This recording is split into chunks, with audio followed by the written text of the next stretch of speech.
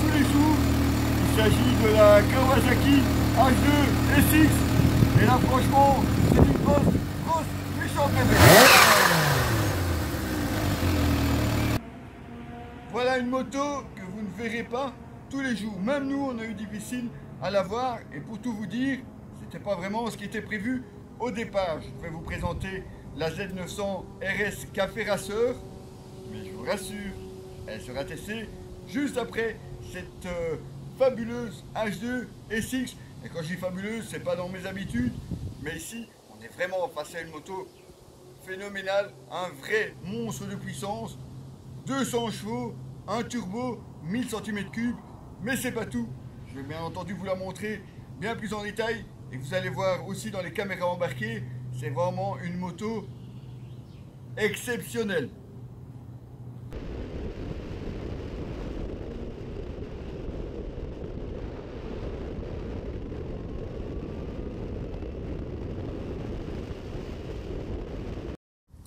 Côté look, on ne peut vraiment pas rater l'avant de cette H2 SX avec un logo un petit peu particulier. C'est le groupe Kawasaki puisqu'il intervient notamment dans la création du compresseur, mais j'y reviendrai juste après. Un look donc sportif avec un avant facilement reconnaissable, les flancs également. Et comme vous pouvez le voir évidemment, c'est bien une H2 SX. Mais comme on a ici une SE Tourer, eh oui, très sportif, mais malgré tout, vous avez les valises. Et vous allez voir, franchement, c'est pas vraiment ridicule, au contraire, c'est vraiment une moto qui vous permet d'avaler des bornes sans trop vous fatiguer, malgré une position sportive, bien entendu. Mais on est aussi assez loin d'une super sport. Pourtant, les chiffres du moteur peuvent faire pâlir beaucoup de concurrents. On retrouve à 998 cm3, mais surtout via ce compresseur, la puissance phénoménale de 200 chevaux à 11 000 tours minute et 137 Nm de couple à 9500 tours minute. C'est vraiment quelque chose d'incroyable. Il faut vraiment la tester pour pouvoir se rendre compte. Le compresseur a été développé spécialement par Kawasaki pour la moto, avec évidemment un gain de place, mais aussi une limitation en montée en température et surtout des accélérations fulgurantes dès les plus bas régimes. Pas besoin de monter dans les tours ici. La H2 SX reprend très vite et ça évidemment vous le verrez en caméra embarquée. Ce n'est pas une moto à mettre entre toutes les mains. Elle est aussi la vitrine technologique de la marque, notamment avec ce cadre entraillis, mais c'est pas tout puisque forcément on va retrouver les aides à la conduite. Prenons par exemple pour le freinage ici des doubles disques 320 mm avec des étriers fixation radiale 4 pistons pour l'avant. Et un 250 mm avec 2 pistons posés à l'arrière, mais aussi le KIBS qui va faire la gestion du freinage, couplé avec l'ABS, mais aussi avec la gestion moteur. Vous retrouverez par exemple aussi le KCMF, c'est une gestion des réactions du moteur en fonction de l'inclinaison de la moto. Et oui, il n'y a pas que le freinage qui est adapté quand vous tournez, aussi les accélérations. Alors on ne le sent pas vraiment quand on roule, et c'est justement ça la magie de cette moto, c'est qu'elle s'adapte à votre façon de piloter sans pour autant vous déranger, et ça franchement c'est quelque chose d'assez bluffant. Autre aide à la conduite, un shifter up and down. Vous avez aussi le KEBC, la possibilité donc de régler le frein moteur en fonction de votre pilotage. Je vous en parlerai aussi quand je vous détaillerai le tableau de bord, mais vous avez aussi 3 modes du traction control et forcément aussi des cartographies, 3 cartographies, qui va forcément faire réagir la moto différemment et pas qu'à l'accélération. Avant de vous parler du tableau de bord, notez aussi ces 2 belles selles.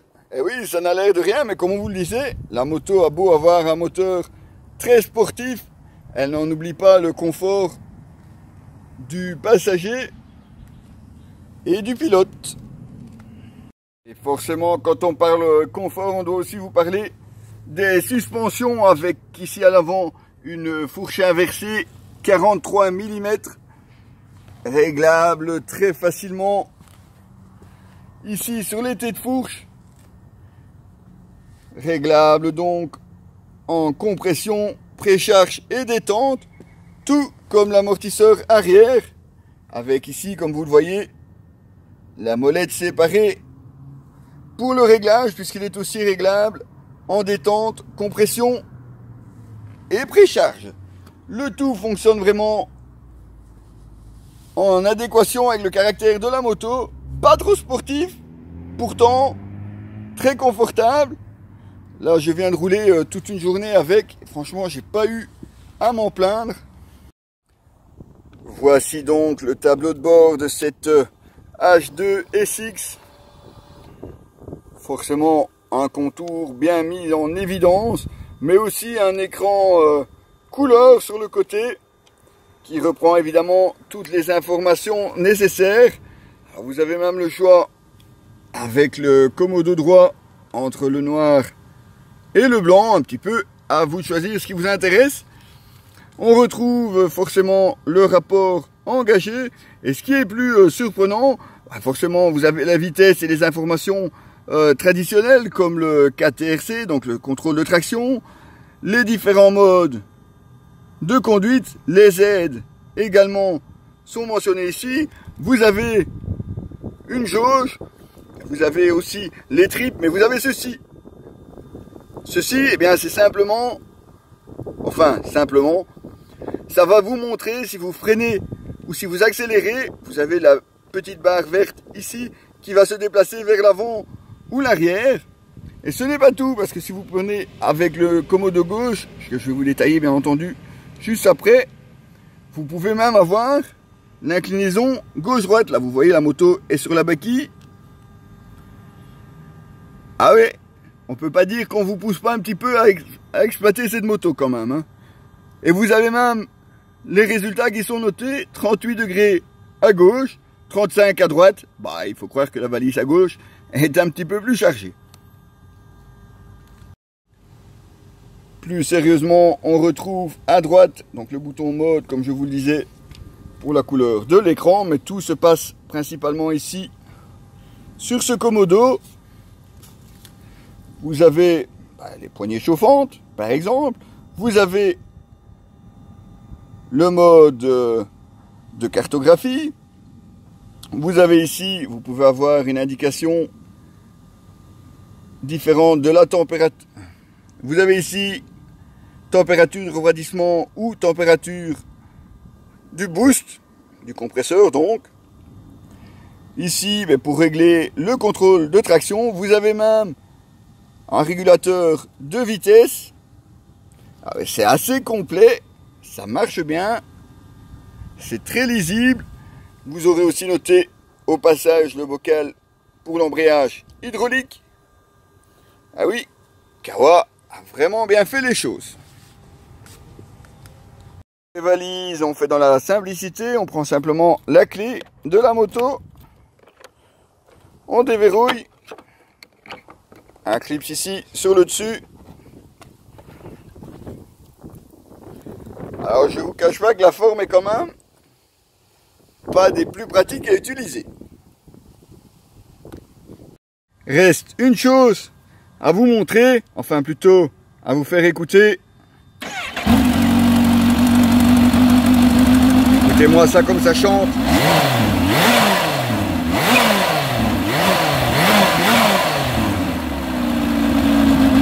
Gentil la bête, gentil.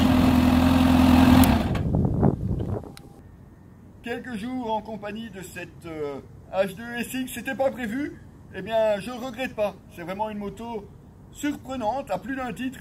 Alors forcément, on n'est pas vraiment sur une sportive. Enfin, pas tout à fait, elle accuse quand même 256 kg avec le plein. 256 kg pour une sportive, ça commence à faire beaucoup. Pourtant, elle reste très maniable. Elle est aussi très confortable. En plus, vous avez les valises de 28 litres pour pouvoir emmener de quoi passer toute la journée ou même en week-end, il n'y a pas de souci. Vous avez aussi une bulle un petit peu plus haute qui protège bien. Il y a vraiment moyen de se mettre aussi quand vous êtes sur autoroute, de vous pencher un petit peu plus tout en gardant un œil sur la route.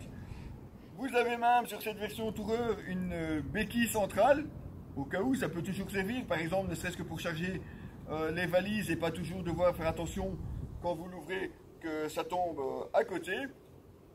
Par contre, il y a quand même deux gros problèmes. Non, pas le poids. Son prix, 23 500 €. Et oui, vous avez bien entendu, 23 500 € pour la machine, comme vous la voyez là. Et oui, la technologie a un prix, et celle-ci, franchement, c'est vraiment pas donné. Et quel peut bien être le deuxième inconvénient de cette H2 SX Tourer? Ben, votre permis, il risque de pas trop apprécier, hein, parce que c'est une moto qui monte à une vitesse incroyable dans les tours. Son accélération est plutôt fulgurante. Et le pire, c'est qu'on ne le sent pas vraiment. Contrairement à une sportive où vous savez que vous roulez vite. Ici, vous êtes bien assis. La bulle protège bien, le carénage également.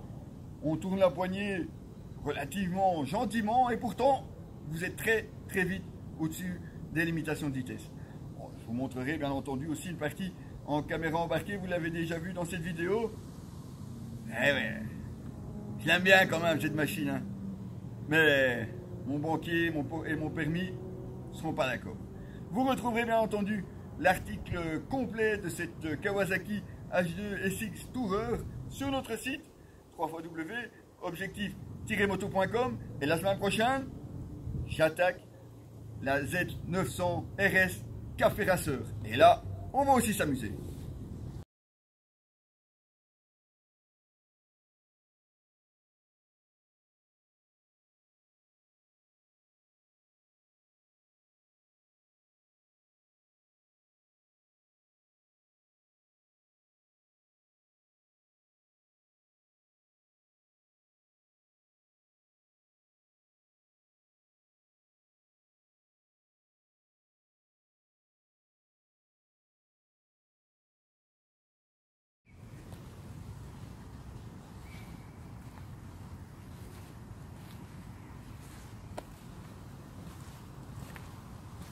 Mais quelle moto!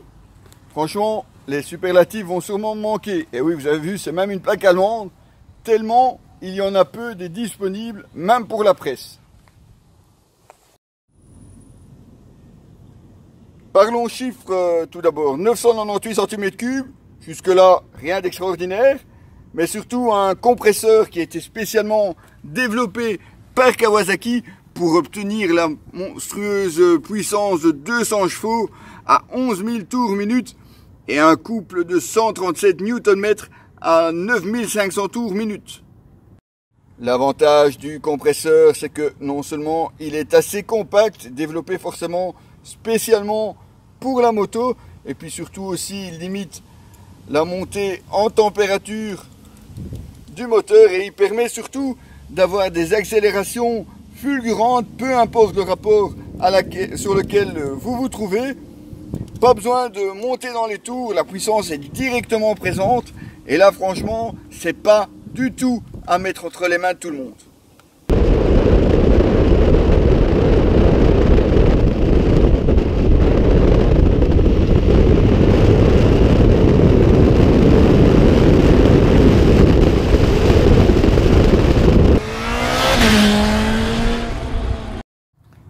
Véritable vitrine technologique de la marque Kawasaki. On retrouve d'une part un cadre treillis, mais c'est pas tout. On retrouve forcément aussi tout ce qui est aide à la conduite. Côté freinage par exemple, en plus des doubles disques 320 mm, étrier radio forcément à 4 pistons pour l'avant, 250 mm à l'arrière, on retrouve aussi le KIBS.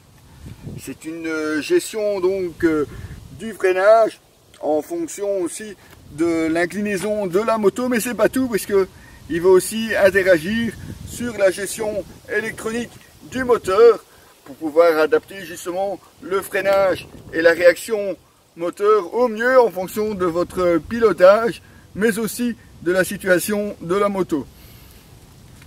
Avant de continuer, tant qu'on y est, passons aussi sur cette superbe jante dévoilée par le monobras arrière. Ah, en plus d'être efficace, elle est belle hein, cette machine.